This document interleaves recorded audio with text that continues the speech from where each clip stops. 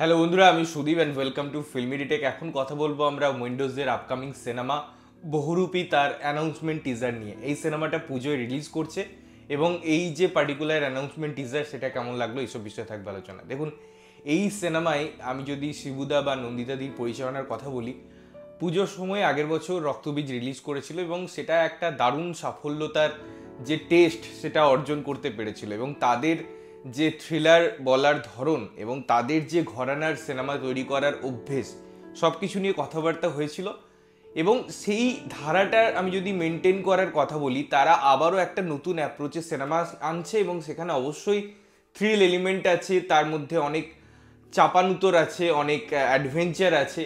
এবারে দেখুন, যে সিনেমাটার নামকরণ তারা করেছে এই যে বহুরূপী, এবং তার সাথে এই যে গিরগিটির যে সিম্বলিক যে সিচুয়েশনটা ক্রিয়েট করার চেষ্টা করেছে তারা, সেটা খুব সিগনিফিকেন্ট।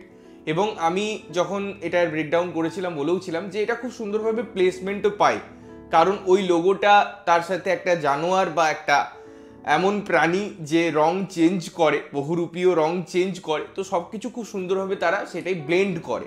তার ফলে সিনেমাটার প্রতি আমার একটা আকর্ষণ ছিল যে শিবুদা নন্দিতাদি যখন তারা বানাচ্ছে নিশ্চয়ই কিছু একটা অন্যরকম ট্রাই থাকবে এবং তাদের সিনেমা সবসময় একটা লং লাস্টিং সিনেমা হয়, একটা লম্বা রেসের ঘোরা হয়।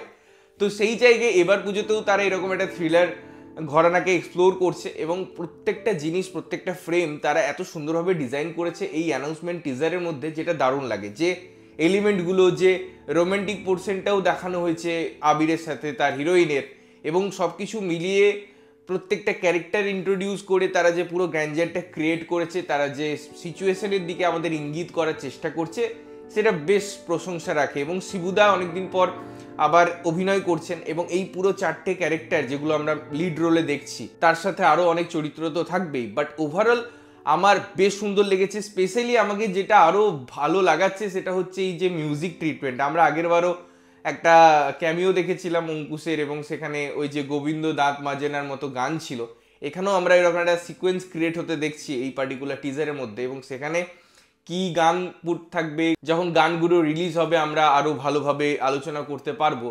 বাট ওভারঅল যে মিউজিকটা ব্যাকগ্রাউন্ডে ইউজ করা হয়েছে এই টিজার ডিজাইনিংয়ের ক্ষেত্রে, সেটা কিন্তু বেশ ইন্টারেস্টিং, বেশ সুন্দরভাবে আসে এবং প্রত্যেকটা ক্যারেক্টারের ইন্ট্রোডাকশন ম্যানারটাও সুন্দর। সুতরাং টিজার তো অনেক কিছু দেখিয়ে দেয় না, টিজার শুধুমাত্র টিজ করে এবং একটা কাজের আভাস দেয়।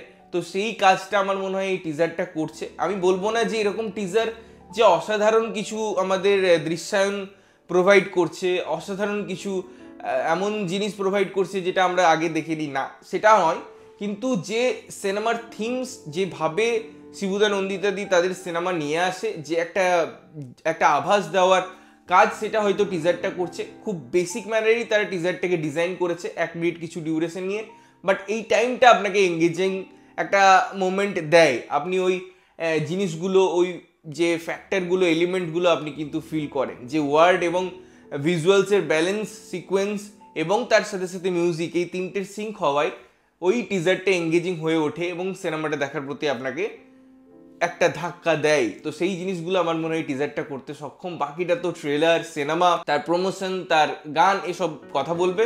তবে আমি কিন্তু এক্সাইটেড, কারণ এই ঘরানায় এখন যে শিবুদা এবং নন্দিতাদি চলে এসেছে, তাদের ঘরানাটাকে ভেঙে, এটা কিন্তু একটা সাহস লাগে। এবং রক্তবীজে তারা সেই টেস্টটা কিন্তু ফিল করেছে এবং তারপরে আবারও সেই জায়গায় ফিরে আসা এবং তাদের ইউনিক টাচ নিয়ে, তো সেটা কতটা জাস্টিফাইড হয় সেটা তো সিনেমা বলবে, সেটা তো সবই বলবে। বাকি টিজারটা আমার বেশ ইন্টারেস্টিং লেগেছে। তোমাদের কেমন লেগেছে অবশ্যই কমেন্ট করে জানিও। ততক্ষণের জন্য ভালো থাকবে, সুস্থ থাকবে এবং সবসময় ভালো জিনিস দেখবে। চ্যানেল যদি প্রথমবার দেখছো, লাইক, কমেন্ট, শেয়ার করতে হবে, সাবস্ক্রাইব করতে হবে, যাতে প্রত্যেকটা নোটিফিকেশন তোমাদের কাছে পৌঁছায়। দেখা হচ্ছে অন্য কোনো ভিডিওতে, ততক্ষণের জন্য টাটা।